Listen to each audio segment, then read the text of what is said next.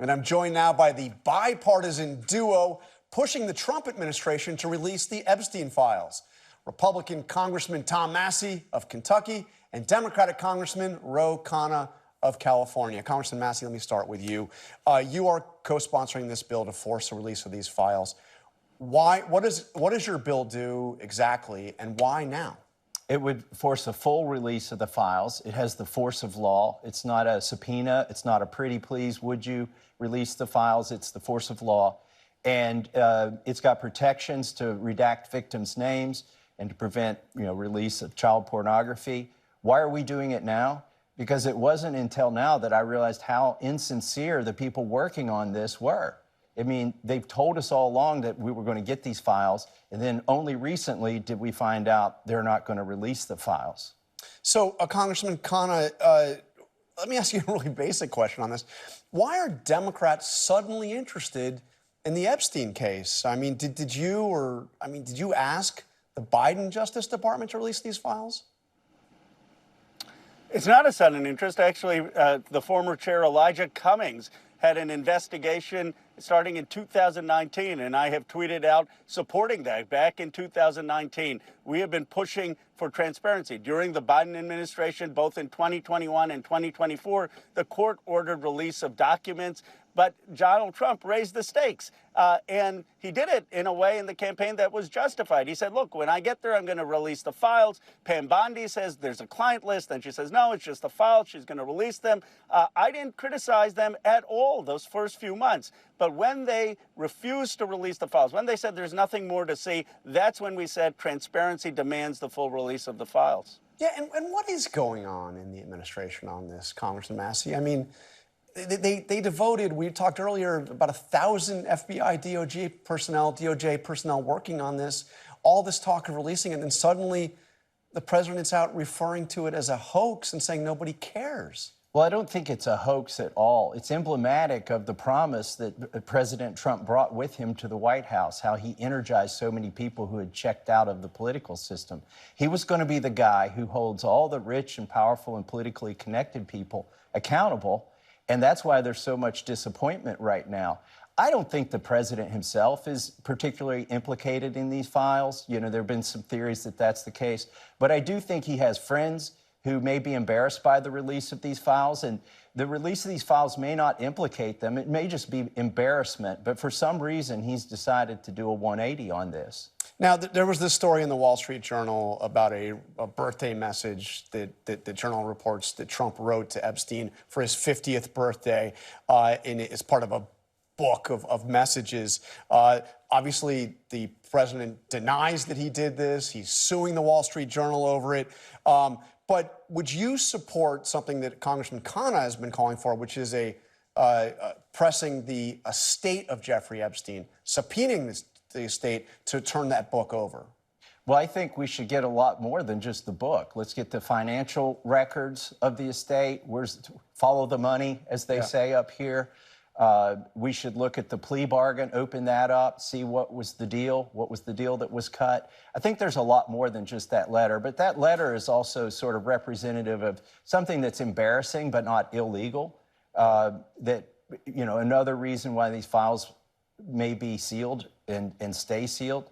But we're going to force a vote on this when we get back from the August recess. Khanna and I are using a procedure in the House called a discharge petition, whereby if we get 218 votes, and we're well on our way to that, 218 signatures, then we can force the vote. So you're just going to need a couple more Republicans to sign that if Democrats go along. Are you going to get that? If every Democrat signs this, I've already got 12 Republican co-sponsors, and I only need 6 to sign it. But will they sign? I mean, will they? Because that's taking control of the House schedule away from the Speaker. I think the pressure is going to build over August recess. I don't think it's going to dissipate like the Speaker hopes that it will.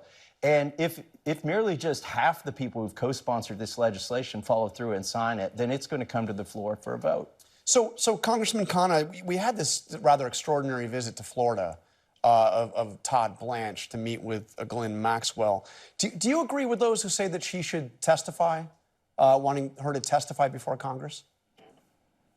I do. I have skepticism, given she was indicted of perjury, given she has a motive for getting a pardon. I didn't love that Todd Blanche was meeting with her allegedly one-on-one, but I'm for all the evidence coming out. It's important, though, that this is not something that is anti-President Trump. This is for transparency. I'm less concerned about his mentions. I'm much more concerned about the hundreds of people who were powerful and rich who had impunity, and I'm concerned about restoring justice for the victims. He promised to expose this. I think the American people don't think he's a perfect person. They thought he was going to expose a system that wasn't working for them, and that's really what this is about.